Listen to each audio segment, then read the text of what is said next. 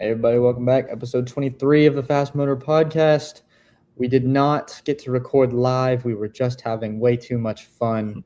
We ran out of time. We were exhausted by the end of it. So, and the Silver Crown race didn't get over till late. So then it was like, well, we wanted to talk about that because that was part of the weekend. So ran out of time, but we are recording now in our usual spot. Some good racing to talk about after and the America 250 weekend. 4th of July weekend, a lot of patriotism everywhere, all across the racing and in the non-racing, as Dad got to see when he came and visited here in Tennessee. It's a cool weekend, fun weekend. Racing stuff kicking off. BC 39 festivities at IMS. Still a top bucket list event for me. Kicked off with the Stoops Stars and Stripes Showdown. A lot of S's, which saw Drake Edwards initially get the victory and then get penalized for being over the RPM limit, which handed the win to Kevin Thomas Jr. Not long ago, we talked about, it was on the NASCAR pavement side, talking about traction control. I was kind of sparked from the modifieds, but we were like, hey, see if people are trying things.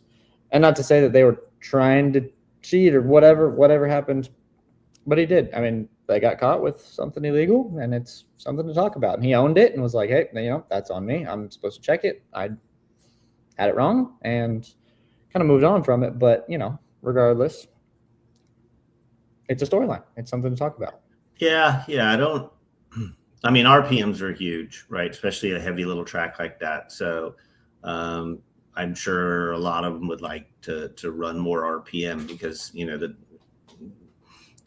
you're not dropping down in those tiny little corners, and you can keep RPMs up. And I don't think it was intentional because it's so easy to check, obviously. I don't think it's a place people are going to push it or cheat. So it's interesting. I don't even know how it works, to be honest, because that technology's changed since I ran. Advanced. Yeah, well, they can control the boxes. We used to have to put a chip in, so you'd put that chip in. We didn't have RPM limits either. I like the RPM limits. I think it's great because I think they can get more races out of motors, and I think it's the right idea. I know in the KKM Challenge earlier this year, a team got penalized for it as well. So it is what it is. I just don't know how well calculated it is. Can it slip? Can they be adjusted? McDermott said he had the boxes ran through a certain group and they were set at, the limit. And so he thought he was all good and it wasn't. So I don't know. Either way, took the win away, but he came back through even the second night. Yeah, no, it was super fast the second night too. Like their equipment was phenomenal. Hasn't Chase done really well there though, as well? He has. He's won a prelim, I believe. Yeah. And he's finished on the podium before as well. Like he's been good there, so clearly knows what the car needs there. But yeah, like froze up a little bit there, Elijah. Oh, did we lose? Cut? Good? You froze up, yeah. Oh, okay. Yeah, but he clearly knows what a car needs there. It's I think surprising there. I think you and I were talking through the broadcast a little bit of such a new crop of midget teams and drivers. Chase has a 2-car team, and I think you have. We talked earlier in the year about Briggs Dan. Once he starts figuring out how to finish the races, like he obviously always had speed, he's going to be such a contender. And I think we're seeing that in the sprint cars, jumping in a midget that he runs very little and winning there was phenomenal. And then, you saw that happen. And then at the same time, you saw Justin Grant not finding his way to the front and boat stuff wasn't good. Boat stuff didn't look to be good, and then you had, and then KKM was good, with, and I know they got a new crop of drivers, but Denny was, really not in the hunt. Yeah, it kind of came up at the end, but as he does, he yeah, feels like he starts needs deep a the whole lot. race to get there. Kenna McIntosh And was up there, but McIntosh was there. but nobody had anything for on either night, and regardless, RPM limit, whatever, night one, night two. Yeah, those Chase McDermott cars were the class of the field. Yeah. So, I mean, that's healthy for midget racing. You know, I'm a big Keith Kunz fan. I think he's earned everything that he's been given and has through Toyota and the program and the success. He's, you know, been a guy that's ground at those levels to build that program for so long. But I think it's super healthy that midget racing has other teams that are competing like that. So, yeah, it was good. Yeah, that was fun. Always a super cool event. But yeah, Tennessee, always a great race. Always a great race. Even like I had Emily watch the BC 39 with me, and it got over, and I'm like, that was probably, and this is just don't take this the wrong way, but that was probably the most boring BC 39 that I've seen. And it was still a very exciting, very entertaining race. Like, it just puts on it has set the bar so high. Yeah. It was like, okay, Danner had him covered, but not for lack of challenges in the bottom. Yeah. It was kind of the most I've seen the bottom kind of work. It was the longest I've seen the bottom work. It kind of went away at the end, but it worked for a while. So yeah, always different, always exciting, always a super cool event that thankfully Mr. Penske keeps allowing to happen, and Doug Bowles does a great job with it. And I mean, it's just, if they have a phenomenal team and people in place, like, it's one of the top 3 on my bucket list to get to that I haven't been yet. So always great. Kind of moving down the list. The Whelen Modifieds were at Seekonk, and old money Matt Hirschman got his first Whelen Modified win of the year. Still doing it. He is very successful modified racer. Didn't watch the race, but I saw that he won, and you know, he's been doing it for a while. He's been successful for a while. USAC Sprints at Lincoln Park was supposed to be a 2-night show, got rained out on the second night, but Kyle Cummins picked up the win on night 1, really nailing himself as the favorite to repeat as a champion. He's got a handle on it right now, and he's looking very strong. He's became just incredibly dominant. Like, he's right now. I think I always saw him as the guy on the bottom, working the bottom, and he's found out a way to work the top just as mean. And he is just he finds ways to win. Yep, and he does. He's fun to watch, and he's super consistent, and just like a super down to earth, nice guy. I've got to meet him a couple of times, and just, you know, I'm a fan of like watching him race, and super cool guy. Will chat with you, like, just down to earth human being, like, just a great guy. So I root for him. Out west, Cars Tour West at Tri-City. The Harvicks were there, but they finished second and third to Ethan Ebert, who has picked up his first super late model win with the series. I believe is what I saw. Impressive. He was fast all weekend, running the 9 car. Cool. It's cool. You know, West super late model racing out west, with a lot of help of Harvick's involvement, has emerged, and we get to see some new talent kind of show up out there. And this kid is one of them. He's been up front a lot. He's won some pro races. Now in a super, like, it's cool to see. You know, it's fun. It's fun to have new names come up. Yeah, I mean, you think of, I mean, I grew up watching them come into Meridian, you know, from the traveling series, and you had Don Dowdy and Ron Eaton, and you just had some. I just remember it was such a great era of stock cars. But then you had Derek Cope that came through and went on to, you know, win the Daytona 500 and compete in Cup. And then you had Toby Butler and Ernie Cope, and Ernie Cope was actually a driver that came and worked on the race team that I worked on. And now, you know, obviously he's been part of Hayek now, but Tad and Jody DeShechter's team for a long, long time. So you had a lot of talent that came through, you know, on top the Jerry Bowers was just, to me, just an iconic just talk about smooth driver and find a way to win. He was just unbelievable. Just never made it back to North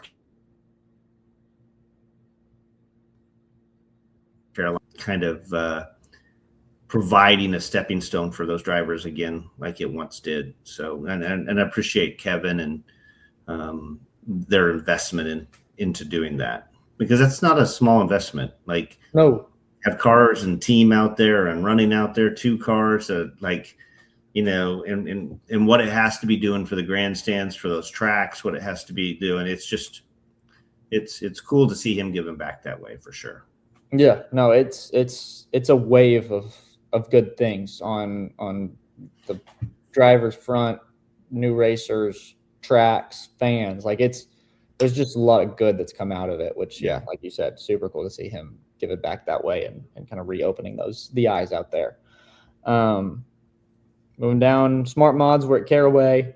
Carson Lofton picked up the win. He made his name with the Smart Mod Tour. Came up a really young hot shoe, and then went and ran some Cars Tour stuff. And we'll get back to the mods when he can. Always very fast when he's in those cars. He picked up that win. Out at Santa Maria was a USAC double feature with the CRA sprint cars in the Western States midgets. In the midgets, Brody Graham dominated for his second win in a row and second career win. He was checked out, looked like almost a half a track ahead. He was gone. And then the sprint cars put on an exciting show. Caleb Montgomery picked up the win, got to the lead early, but not for lack of challenges. And there was a pretty big rut in both 1 and 2 and 3 and 4. You kind of had to run under, and guys were biking up on it, trying to keep up with him. But Caleb Montgomery adds to his win total on the year. He's always one to watch when those cars, wing or non-wing, are out west. He's a guy to keep your eye on. Sprint cars, Colorado National Speedway had a 2-night 4th of July show that they've been putting on for a few years now, where I think it's 10,000 each night. And shocker, not shocker. There were some dudes there, but Aaron Willison is pretty dang good at that place, and he swept both of them. Was super fast. I think on night 2, I checked in on practice results, and he was like second to last in practice. And I was like, did he not even try to make a run? And then he won. So, and that, that's a big setup for the race for $1 million, yeah, right? Race for $1 million's going there. So, way big. And the dudes, the race for $1 million dudes, they were there. Swanson was there, Santos was there. They were all there, and Wilson had them. So, he's a wheelman for sure. Silver Crown Series out at Terre Haute. The Reinbold cars were fast. Mitchell Moles got the win, but not for lack of Hayden Reinbold knocking on the door, coming from 11th. He found his calling in those Silver Crown cars. Yeah, I know he picked up his first career victory in the midgets, and he's gotten better in the sprint car. But man, he's just hit the ground running in the Crown cars this year. Yeah, you wonder what that is. The midget's short wheelbase, very reactionary type car. He's been in those a lot longer. So, and then you have the sprint car, high horsepower. If it's longer wheelbase and just a little bit like the change, or who knows what it is, but he's putting on a show, and that was a show. Yes. If he would have just cleared Mitchell Moles, I don't know that he wouldn't have won it. He showed Moles that top had come in, and he was working it, and from that point on, it was over. So Moles learned right then and there. He was quick. Moles is having a good year. He's having a very good year. He's always had speed, but he's finding ways to finish races and win races now. Yeah, he's second in sprint car points. Yeah, he's becoming very, very good. Yeah, he's another one. They've both kind of showed up this year, and that program, they've been with that program for as many years as they have. they're starting to come into their own, and it's cool. It's cool to see when guys kind of stick loyally with that group, and that group starts to get consistent. Like it's fun. And they're like Hayden Reinbold's another new name that's hasn't always been a guy up front, and the more guys that there are up front, the more exciting the racing is. So, yeah, very cool stuff there. Before we get to Chicagoland, IndyCar was at Mid-Ohio. Pato O'Ward with his first victory of the season. Mm-hmm. He got it done out there. Always a fan favorite is Pato. So got that done, and then Chicagoland stuff. Let's go back. I think the big news out of the IndyCar weekend is Dixon. Scott Dixon signing with McLaren and leaving Ganassi after 20-some years. It's, I don't know what happened, and I don't know what was offered. I don't know about the future. I don't know what it is. And Scott Dixon seems to be just the utmost class, to me. So I don't knock him, but me as a fan, I'd like to see him retire at Ganassi. Retire the 9. I don't know. I don't know any of the story, and so I don't want to take it away from, I don't want to make it anything that it's not. It could just be the opportunity for the future, and it lined itself. But I kind of like the romance of a driver staying with the team.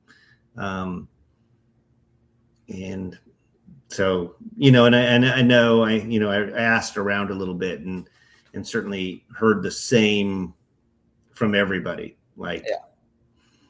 But everybody gets it too. I mean, you got to do what you got to do. But it is. And, like you said, he just seems like such a classy dude, just always has. I've always liked Scott Dixon. Well, and he talks a little bit in some interviews of how hard of a decision that was. Yes. And that's where he was in tears kind of making the decision. Yeah. And, good for him. He's had an amazing career. He's won everything. He's done it the right way. Hats off to him. Yeah. He's one of the best. He's by far one of the greatest ever to do it. So. Yeah. So, kudos to him. Yeah. But yes, it does. It's he's not going to be in the Ganassi 9 car. That's going to just be weird. Same thing as me. Growing up a Jimmy Johnson fan, again, I love Jimmy. I'm a huge Jimmy Johnson fan, but seeing him drive the '84 Toyota, it's just weird. Yeah. But they got to do what they got to do. So I'll get over the weirdness But that was a big story for sure. Huge news. And then going over to Chicagoland. Chicagoland is back. ARCA kicked it off with Connor Mozak getting the victory. It was his third, not of the year, but in the ARCA series, I believe, with Pinnacle Racing Group, who has kind of emerged as the team to beat in the ARCA series right now. Lainey Bice ran for them and ran second. A great showing for her. They've got some good equipment. Their drivers are doing well. Interesting to see some new, because we had Venturini's dominance for so long. Now Nitro's kind of struggling a little bit, but it's good, like we said. I think there's an interest back in ARCA too. I think it's we talked to Charles earlier this year, but it is the series developing young drivers. You've seen the likes of, Elliott's and Bubba Wallace and groups and Blaney's all come through it, but I don't think it had the notoriety or the accessibility for fans that it does today then. Yes. And, it really is a development series. And so I think there's, more teams like Pinnacle kind of investing in it and building it up to a program where they can start and grow. And Venturini had certainly done it and done it well. Billy and the family, had really capitalized on that for a long time. And with the support of Toyota, and then, with that transition to Nitro and, finding their balance with, that's a lot of cars Yes. that they run, and finding that balance week in and week out of, helping new drivers, finding new tracks, developing that's a lot. So, Pinnacle, I think, is a smaller team and can be a little bit more hyper focused, and then you have the Gibbs stuff, and but it's good. It's healthy. Yeah, it is healthy. Like I said, new groups at the front. It's always exciting. So good showing. O'Reilly race, kind of a barn burner. Brandon Jones kind of outdueled Chase Elliott on a late restart, got a really good fire off, and was able to go and hold it. He's good on those kinds of 1.5 miles. But a good race. I think you saw Chase Elliott, the driver, make up for what he had under him. I don't think he had the car, and he found a way on those short runs, or he had a short run car only normally, and he would get out there and then try to hang on. And Brandon, I think he's won Kansas a couple times, and he's good there regardless. And so he did his job. He did what he needed to do at the very end, and got the win. Now, it was interesting because on Saturday or Saturday night, maybe early Sunday morning when they were running, Chase was bouncing off the wall a lot. He was running very high. But there was two grooves. I'd say transitioning into Sunday's story, they certainly didn't run near as high as I thought. I don't think the track delivered what everybody thought it would deliver. I think everybody thought it would deliver almost a Darlington-like slide to the top and run the wall. Like we saw when the cars exited, the track should have just gotten a little bumpier, should have deteriorated a little bit more, should have been a little harder on tire. And I think the forecast was, I'd heard teams talking about they're going to wear tires out like they do at Darlington. And it either rubbered up or you just didn't hear that. Yeah, it had comers and goers. I mean, you certainly saw. Yeah, I think one time I saw Chase put tires on and drive by Denny like he was standing still. So it made a big difference. It just, the groove wasn't as wide as I assumed it was going to be. No, I think everybody was looking for the Kyle Larson, Kyle Busch slide job battle with Dale Jr. on the call. And the O'Reilly parts race produced some of that. Yeah. I don't think it was as consistent at the top. Like you'd go up there and hit, and then I think it would kind of get there as the run went on, and then almost slowly come back off the wall because it would just get too much to hang on to. But the Cup race, like they were running 2 car width and a half. Kind of down. It looked like there was almost like a little seam there that they were kind of getting up to, and that was kind of the marker. But nonetheless, Chase Briscoe got the win. Toyota's very good, but Briscoe, his first victory of the year. I'm always a fan of Chase Briscoe winning. So. Obviously, I knew his father and know the story of how he got there. Mm-hmm. And you sentimentally want, like I think you said when we were watching it, like you wouldn't, top 5 guys, you'd be okay with them winning. Yeah. And for the first time in a while. And you have Bell that's just been so fast all year and so close and just had a million things go wrong. Coming, and then you have Briscoe hadn't won, and Byron that's up there. So it was good to have some fresh stuff. I think to talk about that, like Chase Briscoe finally gets in victory lane again, which is fantastic. And then on the other hand, Connor Zilic could not have a worse year. Oh my gosh. I don't care what he gets in. The O'Reilly race, he's dominating and has issues and problems. Yeah, loses power. Yeah. And lost the tire. He hit the wall and caused him to cut the tire down, but and then gets caught up in an accident in the first lap of the Cup race and is out. This is like 4th last place finish in the last 8 races or something like that. I think this is an area that fans maybe don't appreciate or understand. And I don't mean that by that is just being the sport numbs you of that as a fan of watching it, how hard this might be on him. He was almost unbeatable a year ago, and just walking, and he's a 19-year-old kid, and might be 20 now, but yeah, still a kid. And he's a mature 20. He's a good kid. He's fantastic. He's humble. He's everything that I like in a driver. But when stuff starts happening like that, that's out of your control, week in and week out, it's going to affect you. And then you're going to respond. I think that's why he hit the wall in the O'Reilly car, is because he was trying to make up for it.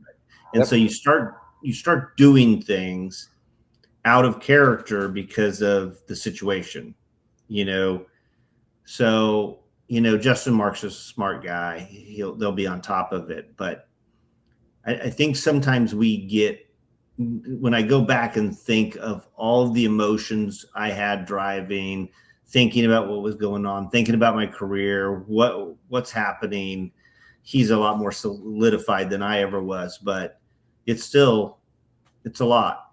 And, I think Bubba, to his credit, talked a lot about it. This is a sport that makes you doubt yourself a lot when you go through days like that. There's drivers who don't, but there's a lot of drivers that do. And then, it was good to see Alex Bowman have a good run as well. Yeah, absolutely. So that was kind of an interesting weekend. Kyle lost it.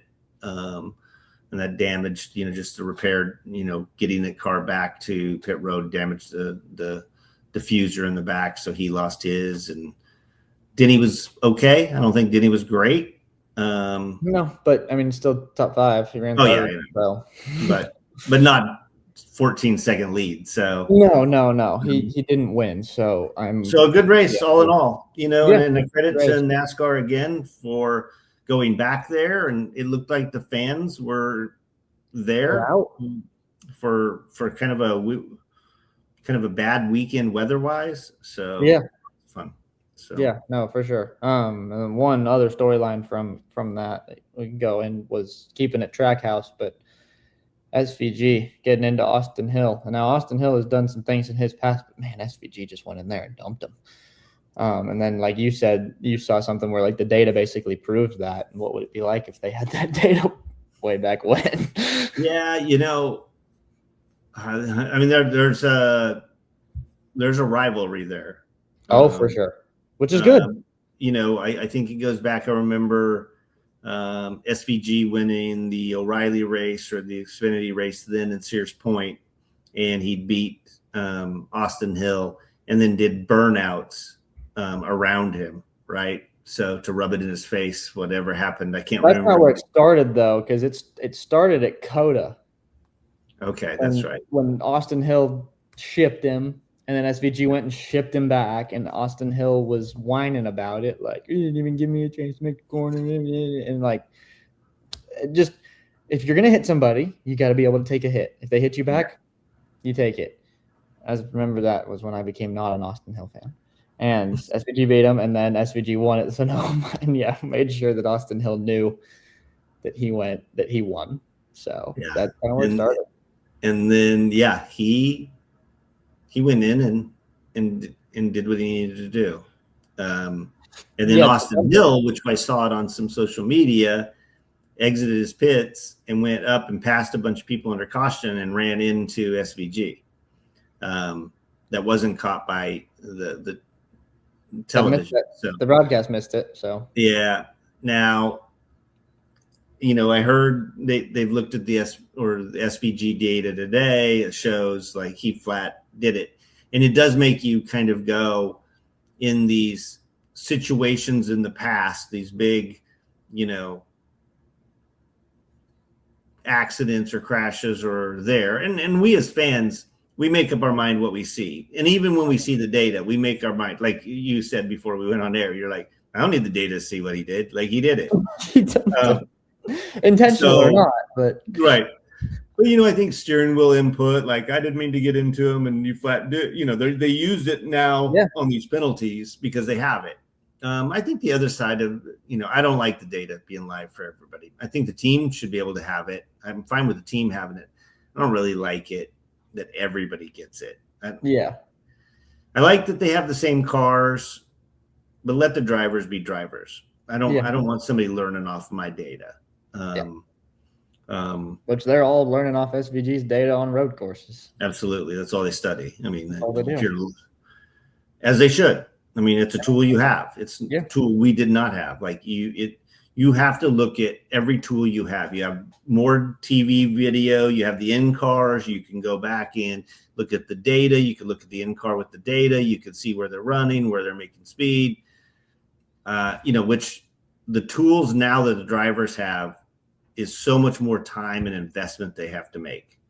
I think we'll talk a little bit about that. We'll get some of the data points as far as the fitness side of it, maybe bring somebody on and then talk about the race prep, as a driver. How much goes into race prep now? Yeah.